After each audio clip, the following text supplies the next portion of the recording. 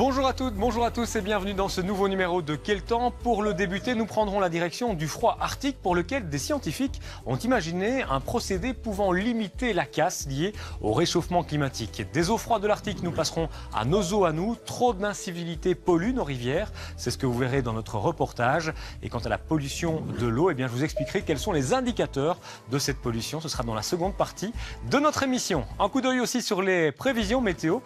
Qu'est-ce qui nous attend ces prochaines heures sur le plan de la météo, c'est ce que nous verrons. Et puis nous regarderons vos photos pour terminer ce numéro de Quel temps. Des scientifiques américains ont imaginé un plan pour recongeler l'Arctique grâce à des pompes éoliennes. Un projet particulièrement coûteux, mais qui pourrait venir en aide à la calotte glaciaire du pôle Nord, dont l'état actuel préoccupe de plus en plus. 10 millions de pompes alimentées par le vent au-dessus de la calotte glaciaire arctique, c'est le plan imaginé par le physicien Steven Desch de l'Université d'Arizona pour trouver une solution au problème qui frappe actuellement l'Arctique et qui inquiète de plus en plus. L'objectif du plan, épaissir la calotte en hiver et réduire la fonte en été, car une glace plus épaisse signifierait une glace qui tient plus longtemps. Cela réduirait considérablement le danger que toutes les glaces de l'Arctique disparaissent en été. Le projet peut paraître insensé, mais il le semble beaucoup moins lorsqu'on se penche sur la situation actuelle de l'Arctique. En novembre dernier, les scientifiques ont observé qu'il a fait 20 degrés de plus que la moyenne sur la majeure partie de l'océan Arctique. D'après les scientifiques, l'Arctique se réchauffe 2 à 3 fois plus que ce qui était prédit par les modèles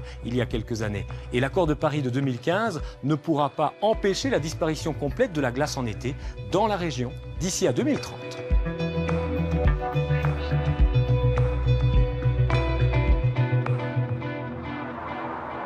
Vers une Wallonie plus propre. Voici l'objectif commun des contrats rivières de BIWAP, l'agence environnementale de Wallonie, et des agents constatateurs de nos communes, qui sont des personnes actives dans le nettoyage de nos cours d'eau. Nous les avons suivis du côté de Grédoisseau. Objectif, ramasser les déchets, puis les trier. Et on en collecte des crasses dans nos cours d'eau. C'est ce que vous allez voir dans ce sujet réalisé par Muriel de Carpentry et Guillaume Dujardin.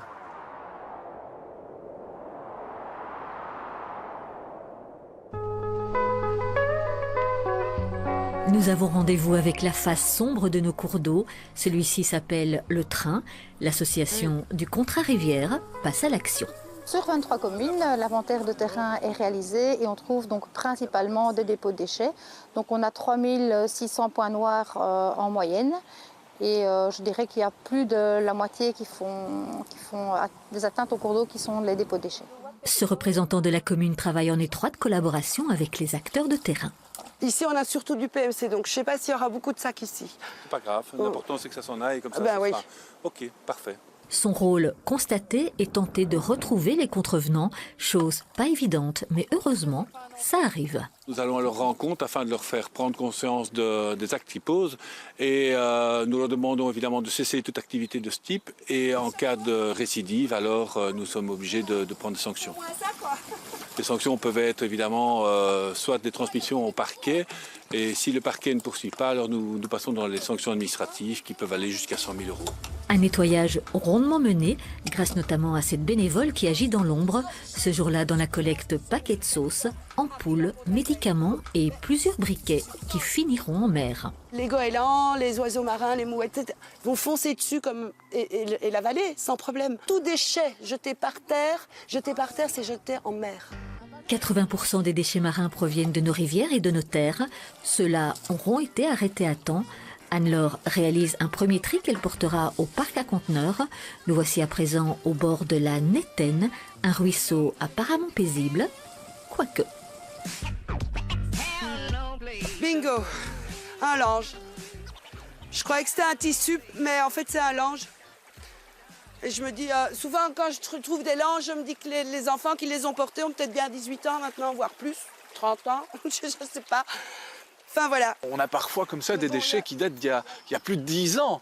Et donc évidemment, ça demande une espèce de curage, une remise à neuf de tous nos cours d'eau pour qu'on reparte sur des bases saines. On les voit, ces crasses, ces canettes, ces sacs, ces mégots de cigarettes, on les voit où qu'on soit. Donc c'est pour ça que je dis, à la fois oui, c'est vrai, il y a une malpropreté, à la fois non, parce que proportionnellement, on ne sait pas quelle est cette part de malpropreté.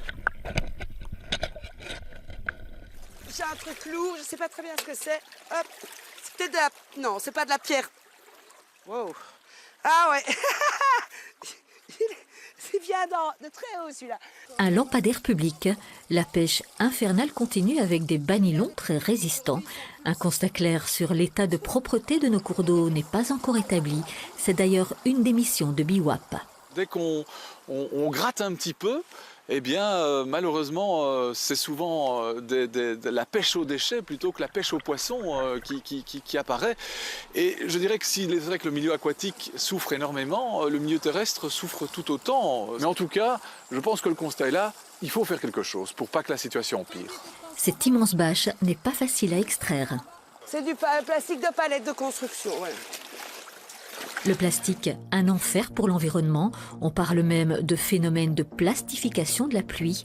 Le vent aussi contribue malgré lui à la pollution de nos rivières. On va aller à Bruxelles, à 2, et on va aller manifester pour interdire le vent. C'est lui le vrai coupable. Parfois, ils ne le font pas directement, mais les éléments s'en chargent. Oui, il y en a un dedans. Ouais. Hop, parti. Tu l'as eu? Allez, génial. Un petit poisson libéré d'une canette, un autre visage de la nature qui nous entoure. La plante a poussé dans le sac, quoi. C'est l'état de la vie sauvage. Sur cette bâche, le résultat de 2 jours de ramassage sur à peine 50 mètres de rivière. Réparer, restaurer, rendre beau ce qui est laid et qui devrait être beau, c'est ça qui est motivant. Et un endroit propre reste propre. Mais une fois que c'est nettoyé, après, ça va, il faut juste entretenir, comme dans nos maisons.